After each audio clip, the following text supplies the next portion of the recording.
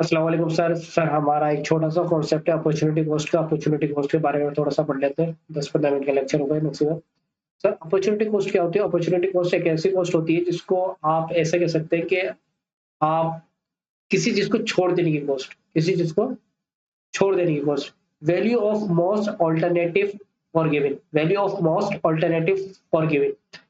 Sir यानी कि अगर मैं चाहता हूँ, मेरे पास 1 लाख रुपए है, या तो मैं कार ले सकता हूँ उससे, या मैं उससे अपने यूनिवर्सिटी की फीस पे कर सकता हूँ। तो अगर सर मैंने यूनिवर्सिटी की फीस पे कर दी तो मैंने क्या गवा दिया? कार गवा दी। सर अगर मैंने कार ले ली तो यूनिवर्सिटी की फीस गवा दी। सर जो गवा दिया उसको कहते हैं अपॉर्चुनिटी कॉस्ट। लेकिन सर सब चीज, अगर 1 लाख रुपए में से सिर्फ आप ये दो चीजें तो नहीं कर सकते थे ना, आप बहुत सारी चीजें और भी कर सकते थे। अब वो जो बहुत सारी और चीजें कर सकते थे, आप उन चीजों में बहुत सारी चीजें कर सकते थे, लेकिन जो चीज बेस्ट है, सबसे मोस्ट बेनिफिशियल है, मोस्ट बेनिफिशियल है, उस चीज के बारे में बात कर रहा हूँ मैं। उस चीज के बारे में बात कर रहा हूँ। बात समझ आ रही है आपको? उस चीज के बारे में बात कर रहा हूँ। यानी कि 1 लाख रुपए है मेरे पास, या तो मैं उसके क्या कहते हैं,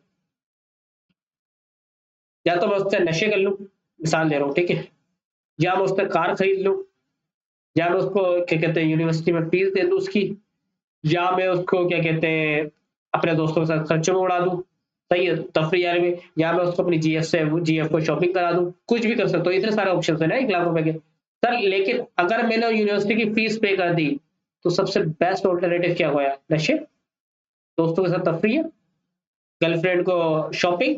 नहीं सर, ये तीनों ऑप्शन मोस्ट बेनिफिशियल नहीं लग रहे। कार, कार एक मोस्ट बेनिफिशियल है। एक एसेट आता है आपके पास, वो एसेट चला गया आपके पास। तो मोस्ट बेनिफिशियल ऑल्टरनेटिव जो है आपने जो छोड़ा है उसकी वजह से, वो उसको कहते हैं अपॉर्चुनिटी कॉस्ट। यानी कि अगर हाउस होल्ड को गुड ए खरीदनी है, मिसाल के तौर पर अगर मुझे ये शर्ट खरीदनी है और अगर मैंने पैंट खरीद ली, तो सर मेरे लिए शर्ट क्या बन गई?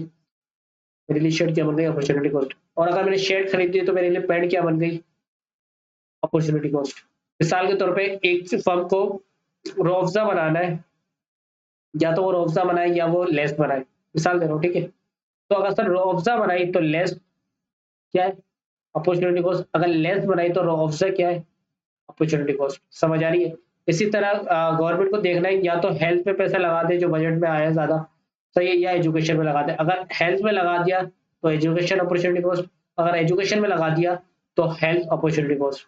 इसी तरह एक फॉरेन ट्रेडर जो एक्सपोर्टर है वो सोच रहा है कि या तो वो पाकिस्तान में सेल करे, अगर वो पाकिस्तान में सेल करता है तो उसने एक्सपोर्ट नहीं करा, तो वो अपॉर्चुनिटी कॉस्ट बन गया। और अगर वो एक्सपोर्ट करता है तो उसने पाकिस्तान में सेल नहीं किया, तो पाकिस्तान क्या बन गया? अपॉर्चुनिटी कॉस्ट बन गया। उम्मीद करता हूँ ये बात आपको समझ आई होगी।